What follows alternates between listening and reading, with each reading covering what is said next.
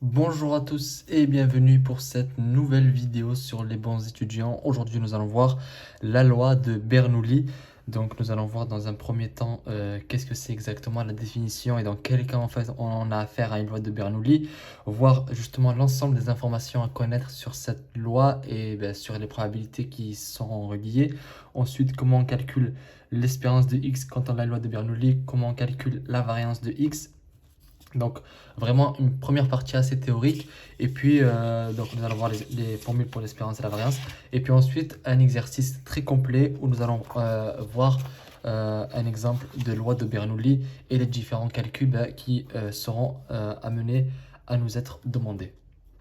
Donc, quand on parle de loi de Bernoulli, en fait, on dit souvent une épreuve de Bernoulli. Et en fait, c'est quoi une épreuve de Bernoulli? En fait, c'est une expérience aléatoire à deux issues que l'on peut nommer succès ou échec. Donc, lorsqu'on a affaire à une loi de Bernoulli, il y a toujours deux issues. C'est-à-dire que c'est soit il y a un succès, soit il y a un échec.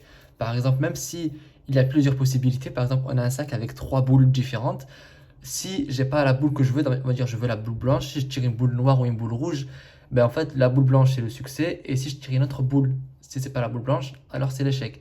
Mais en tout cas, il y a toujours deux possibilités. Si on vous dit c'est soit je tire la boule rouge, soit je tire la boule bleue, soit je tire la boule verte, et dans les trois cas, bref, genre, il y a un succès, c'est qu'il y a un problème. Mais la loi de Bernoulli, c'est quand il y a deux issues, donc soit succès, soit échec, d'accord? Et on dit que la loi de Bernoulli, il y a un paramètre P. Alors, c'est quoi le paramètre P? En fait, P est appelé le paramètre de la loi de Bernoulli. Donc ça, je vous l'ai dit. Et ensuite, la probabilité d'obtenir un succès est égale à P. Donc en fait, P, c'est quoi? C'est la probabilité d'avoir le succès. C'est-à-dire que si je lance une pièce de monnaie et que je me dis, déjà, est-ce qu'une pièce de monnaie, on a affaire à une loi de Bernoulli? Ben oui, parce qu'il y a deux possibilités. Soit j'ai pile, soit j'ai face. Donc il y a deux issues. Donc la première étape est validée. Ensuite, c'est quoi P dans la pièce de monnaie? Ben, c'est tout simplement un demi. Pourquoi? Parce qu'on va dire que pile, c'est le succès et face, c'est l'échec. Alors P, c'est un demi, parce que dans les deux cas, combien j'ai de chance si je tire une pièce d'avoir pile? Ben, j'ai une chance sur deux. Donc, on va dire que pile, c'est succès. Donc, le paramètre, ce sera un demi. Donc, la probabilité d'avoir le succès. Et la probabilité d'obtenir un échec est égale à 1 moins P. Très logique, parce que si le succès est égal à P, l'échec, ben, c'est 1 moins P. On retire à 1 la probabilité d'avoir le succès pour obtenir l'échec. Si j'ai 3 chances sur 4 de gagner, alors j'ai une chance sur 4 de perdre, tout simplement. Ensuite, la variable aléatoire x ne peut prendre que deux valeurs possibles, soit 1, soit 0. En fait, à la place d'écrire succès-échec, on va utiliser 1 ou 0. 1 pour le succès et le 0 pour l'échec. Et la probabilité du succès, comme je vous l'ai dit, c'est P, et l'échec, c'est 1 moins P.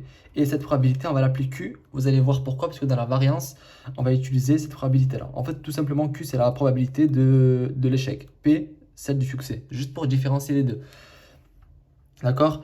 Et donc, en tout, à la fin, on va écrire quoi? On va dire que x suit, avec comme ça une petite vague, souvent on met une flèche ou parfois on met juste la vague, suit une loi binomiale de paramètre P. X suit la loi binomiale de paramètre P. D'accord? Donc, on va l'écrire comme ça en mathématiques. Je vous rappelle qu'en maths, on essaye de réduire la phrase longue comme ça en petits trucs comme ça pour, c'est un gain de temps, un gain de place et ça va plus vite. D'accord? Donc, c'est pour ça qu'on va écrire ça comme ça, à la place d'écrire toute cette phrase-là à chaque fois. Donc, dans un exercice, à la place de dire x suit la loi binomiale, si vous écrivez ça, ça veut dire que vous avez écrit tout ça. Et en examen, on sait qu'on manque souvent de temps, donc c'est très important de savoir toutes les notations. Et donc, quand on a affaire à une loi de Bernoulli, en fait, l'espérance, elle est très simple. L'espérance de x est égale à p. Donc, ça va. Si vous faites l'erreur de calculer l'espérance, à la fin, vous allez trouver p, et en plus, vous aurez perdu beaucoup de temps. Donc, franchement, donnez directement l'espérance. Vous dites qu'on a affaire à une loi de Bernoulli, donc l'espérance est égale à P. Et P, c'est quoi déjà? C'est la probabilité du succès, tout simplement. Ensuite, la variance, c'est égal à quoi? La variance de X est égale à P fois Q. Q, c'est quoi? Je vous rappelle, Q, c'est 1 moins P. Q, c'est la probabilité de l'échec. D'accord? Donc là, on va passer à un exemple pour que vous puissiez justement comprendre toutes ces notions qu'on a vues. Je sais que ça fait un peu beaucoup, même si voilà, je pense que pour certains, vous l'avez déjà vu au lycée. Mais nous allons faire un exercice pour justement que vous puissiez comprendre cette notion. Donc là, on a un contexte, on lance un dé bien équilibré à 6 faces. Donc un dé que vous connaissez tous, comme le dé qu'il y a sur la miniature YouTube, là, le dé rouge, le même, à 6 faces. Et donc déjà, l'ensemble des résultats possibles, c'est quoi? C'est soit 1, soit 2, soit 3, soit 4, soit 5, soit 6. D'accord?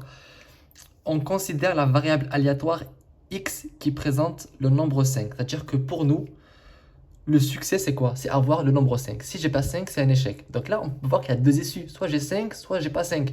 Ici, j'ai pas 5, j'ai soit 1, 2, 3, 4 ou 6. Mais 1, 2, 3, 4, 5, 1, 2, 3, 4 et 6, pour moi, c'est pareil. C'est-à-dire que c'est un échec dans tous les cas. Donc ça sera une seule issue. Donc, on nous pose deux questions. Déterminer la loi de x et ensuite calculer l'espérance de x et la variance de x. Donc, on va commencer par déterminer la loi de x. Ça veut dire quoi? Ça veut dire qu'on va déjà déterminer les valeurs que peuvent prendre x et ensuite calculer les probabilités.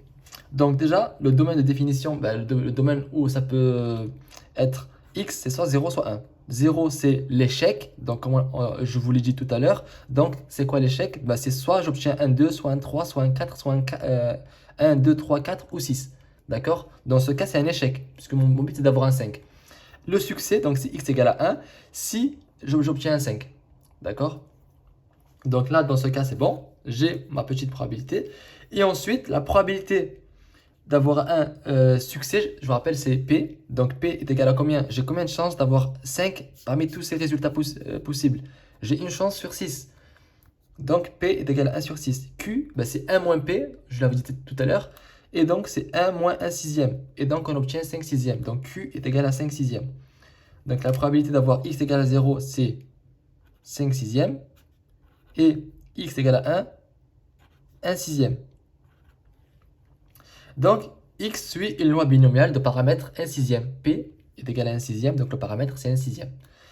Ensuite, on nous demande de calculer l'espérance de x. Bon là, c'est très simple, puisque je vous dis que l'espérance de x est égale à P. P c'est 1 sixième, donc l'espérance de x c'est 1 sixième. Donc, il n'y a même pas de calcul à faire, c'est juste on le réécrit.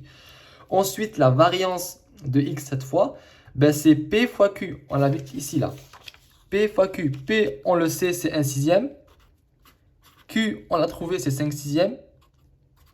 Et donc, vous faites le calcul et vous trouvez, d'accord, le résultat. Donc, c'est 1 fois 5, c'est 7. Donc, ça, vous faites à la A et vous trouvez le résultat, d'accord? Tout simplement. Donc, je répète, ici, en fait, on a bien sûr deux issues, d'accord? On a l'issue, soit le succès, donc on obtient un 5, soit l'échec, on obtient un 2, un 3, un 4 ou un 6. Dans l'exercice, attention à ne pas confondre. Souvent, les gens vont commencer à calculer les probabilités de chaque nombre. Non, là, en fait, tout ça, c'est comme si c'était une seule issue. C'est une seule issue d'ailleurs. D'ailleurs, ça, c'est qu'une seule issue. Tous ces nombres sont reliés, c'est l'échec. Donc, sa probabilité, c'est 5 sixièmes. Et le succès, donc, c'est que le numéro 5. Et sa probabilité, c'est 5 sixièmes, tout simplement. Donc, comme vous pouvez voir, c'est pas très compliqué une fois que vous l'avez fait une fois, deux fois. Vous devez juste vous exercer, trouver des exercices sur Internet ou bien vous t'aider à la fac, etc. Je pense que vous en avez. Vous faites des exercices, vous en faites 2, 3 et vous allez voir qu'à chaque fois, ça se répète, c'est la même chose. Surtout, en fait, que c'est une loi très simple puisque ça vous évite de calculer la variance et l'espérance parce que l'espérance, c'est égal à P et la variance, c'est P fois Q. Donc, quand vous avez trouvé les deux probabilités, il faut juste multiplier les deux probabilités entre elles, tout simplement. Donc, en tout cas, je vous remercie d'avoir regardé cette vidéo jusqu'à la fin. J'espère que celle-ci vous aura permis de comprendre cette loi. Dans la prochaine vidéo, nous allons voir la loi binomiale en probabilité. À très bientôt pour une nouvelle vidéo sur les bons étudiants.